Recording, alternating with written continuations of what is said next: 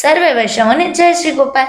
આજે આપણે પરમ ભગવદીય વૈષ્ણવ કૃષ્ણદાસના પ્રસંગ વિશે પઠન કરવા જઈ રહ્યા છીએ, જેની શરૂઆત શ્રી ગોપાલલાલજીની વંદનાથી કરીએ।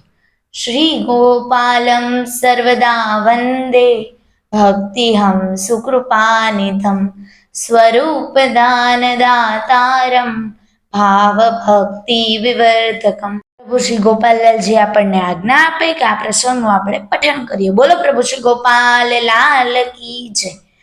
કૃષ્ણદાસ જાતે ઓદિચ્ય બ્રાહ્મણ વૈષ્ણવ હતા।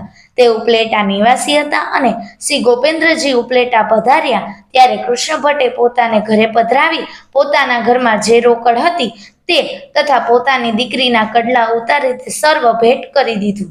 કૃષ્ણદાસની સ્ત્રીને શ્રી ઠાકોરજી ઉપર ભાવ ન હતો, તેથી શ્રી ઠાકોરજીએ કીધું, જે ભટ્ટ આ શું કહેવાય?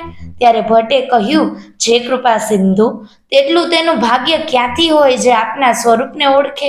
પણ હવે આપ તેની ઉપર કૃપા કરો એવી દીનતા બતાવી। તેથી શ્રી ઠાકોરજી બહુ પ્રસન્ન થયા અને કૃષ્ણ ભટ્ટની સ્ત્રી ઉપર કૃપા કરી। કૃષ્ણ ભટ્ટ પોતે મહાવિદ્વાન હતા, તેમાં શ્રી ઠાકોરજીની તેના ઉપર કૃપા થઈ અને સાનુભાવ જણાવવા લાગ્યા। કૃષ્ણ ભટ્ટ શાસ્ત્રાર્થ કરતા તેમાં શ્રી ગોપેન્દ્રજી સ્નેહાત્મિક સ્વરૂપ છે તેવું પ્રતિપાદન કરતા અને સભા જીતતા, તેથી ભટ્ટ કૃષ્ણદાસ બાવરા કહેવાણા। શ્રી ગોપેન્દ્રજી દ્વારકા સુધી પ્રદેશ કરી પાછા ડુંગરપુર પધારવાના હતા ત્યારે ભટ્ટજીએ વિનંતી કરી, જે વળતા પાછા અહીં પધારવાનું વચન આપો। ત્યારે શ્રીમુખે આજ્ઞા કરી, જે વળતા જરૂર પધારીશ એમ કહી પોતે દ્વારકા પધાર્યા।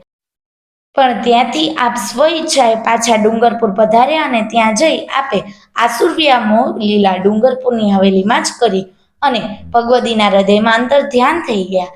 એ સમાચાર કૃષ્ણદાસને મળ્યા ત્યારે ભટ્ટજીએ પ્રસાદ લેવા બંધ કર્યા, માત્ર જલ પ્રસાદી જ લેતા। એવી રીતે 18 દિવસ વ્યતીત થયા। ત્યારે રાત્રે સ્વપ્નમાં શ્રી ઠાકોરજીએ પધારી કૃષ્ણદાસને કહ્યું, હે કૃષ્ણદાસ, પ્રસાદ લ્યો, હું તો અહોનિશ તમારા હૃદયમાં જ બિરાજું છું, તમારાથી વેગળો નથી। કૃષ્ણદાસ કહે, મહારાજાધિરાજ, આપ કહો છો તે સત્ય છે, પણ હવે મારાથી તો આપ ન પધારો ત્યાં સુધી પ્રસાદ નહીં લેવાય, કારણ કે દુનિયા શું કહે? કોઈ કહે શેઠ ભૂખ્યો ન રહી શક્યો તેથી બાનું કાઢ્યું, માટે હવે તો આપ કૃપા કરી આપનું વચન સત્ય કરો। શ્રી ઠાકોરજી કહે, કૃષ્ણદાસ, મારાથી એમ લીલામાંથી ન અવાય।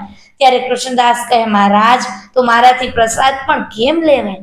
એ પ્રમાણે વાતચીત કરી બીજા 3 દિવસ વિતાડ્યા અને કૃષ્ણદાસ ડુંગરપુર પધાર્યા। 22મે દિવસે જે જશવંત રાઓડ બીજા કેટલાક વૈષ્ણવો અને કૃષ્ણદાસ ચોકમાં બેઠા છે ત્યાં શ્રી ગોપેન્દ્રલાલ ભગવદીના હૃદયમાં પ્રગટ થયા। હાથમાં પકવાનના 2 વાટ છે અને કહેવા લાગ્યા, કૃષ્ણદાસ, લ્યો પ્રસાદ। ત્યારે કૃષ્ણદાસે પ્રસાદ લીધા।